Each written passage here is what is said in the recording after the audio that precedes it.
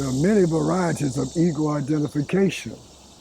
Identifying as a body brings us into identifying with being a particular class, caste, creed, color, nationality, or a particular species of life. When we identify as being a material body, this is what causes us so much confusion.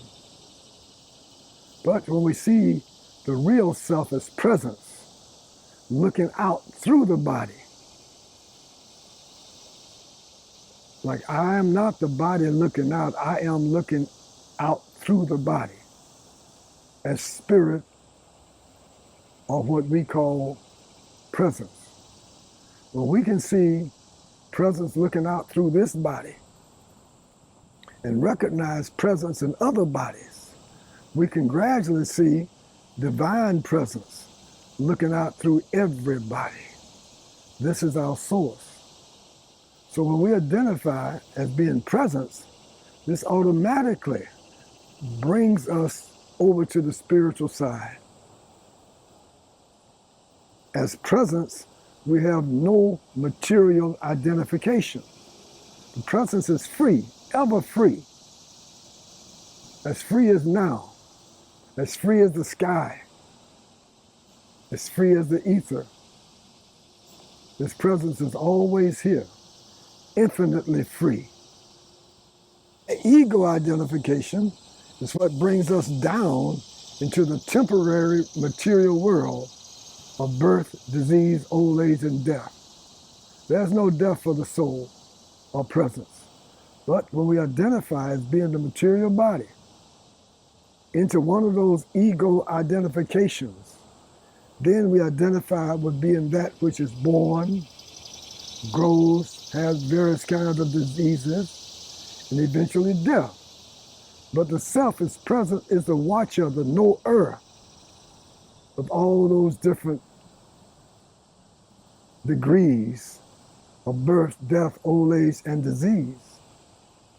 The self, its presence, is the knower of the field of activities, the material world, this world, the world of ego, the world of intellect, the world of mind, the world of thoughts, the world of the body.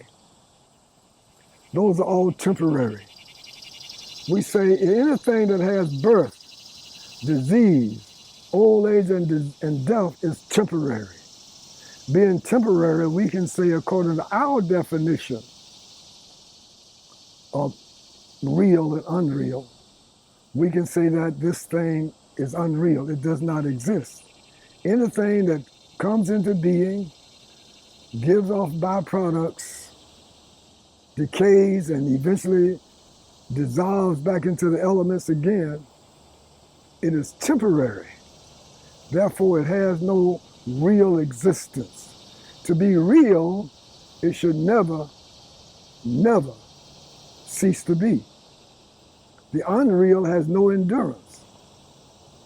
The real has no cessation. Presence has no cessation. We can say neti neti, not this, toward anything of the material designation. But when it comes to presence and divine presence, we cannot deny its existence. It's the realm of eti eti, free from all dualities, free from all degrees of birth, disease, old age, and death. It is always here. Presence is our real identity. Presence is what we are. Some call it soul, some call it spirit. We call it presence. And for that which some call God or Allah or divine nature or Jinyami or Buddha nature, we refer to as divine presence. This is the source of all presence. This is our source, the source of this presence here that's looking out through this body. So gradually, as we see the self as presence looking out through this body and recognize presence looking out through another's body, we can gradually see divine presence looking out through everybody.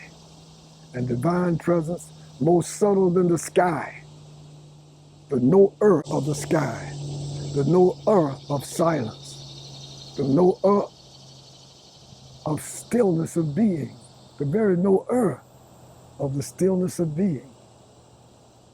This is divine presence. This is the source of who we are as presence. As we return, as we reawaken to our original self through our purification process, our spiritual practice of seeing the self as presence, offering everything, every breath we take, every move we make to divine presence, and constantly calling out the holy names. This is the purification process. And the more we come back to the purification process, the more we see that the eightfold process that Siddhartha talked about. Right view, right concentration, seeing things as they are, seeing the difference between reality and illusion, seeing the reality of presence, which is always here, and the illusion as temporary, and acting in such a way that we are constantly awakening to the reality, that which is always here.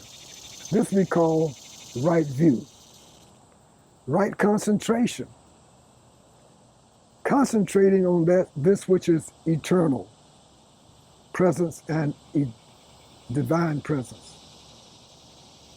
Meditating on divine presence.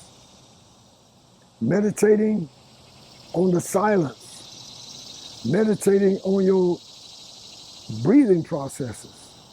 Meditating on presences here, right now. Right meditation. Meditating on this which is eternal. This which is always here. Thinking, right thinking.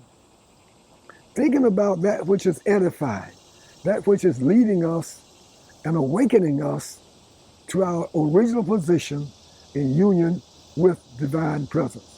So we say, if what we are thinking is not being dovetailed in such a way that is bringing us back, reawakening us to our union with divine presence, then it's wrong thought. Right thought is the kind of thought that helps us realize our union with divine presence. Right effort, all of our effort is being employed to bring us back to union with divine presence.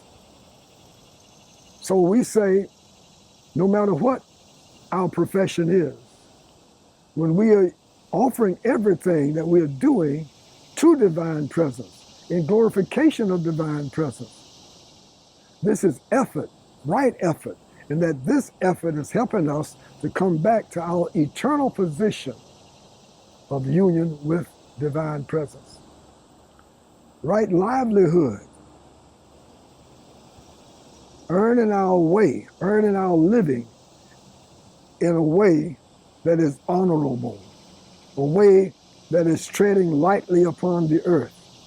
Plant-based nutrition, if possible for us, so that we'll cause the least possible harm to other living beings, including the vegetation. Right livelihood.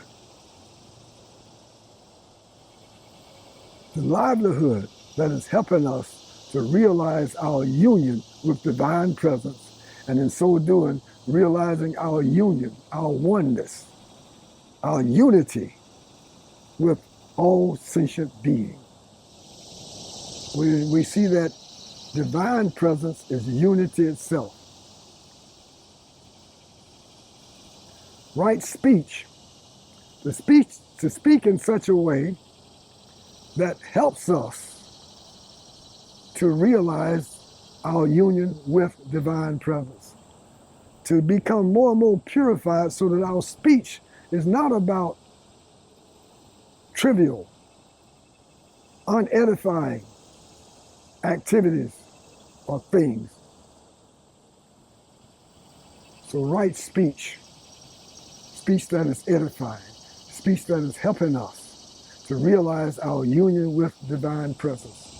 So we say to always think about divine presence, thinking, feeling about divine presence. The more we feel about divine presence, the more we will about divine presence, the more we are doing everything to help us realize divine presence. And in so doing, we realize what Sid Arthur called, is quoted to have called, the Eightfold Noble Path. It comes automatically with our purification. By nature, we are pure, without blemish, without fault. This is the nature of divine presence. This is the nature of our source. We're all sourced in divine presence. Divine presence pervades and transcends every subatomic particle, every space of our being is pervaded and transcended by divine presence. So all that we do, all that we offer, all that we give away, all austerities that we perform is done as service, offering, surrender, submission to divine presence. This way we're always thinking about divine presence. And this is the quintessence of our right thinking, our right thought, which leads to our right behavior,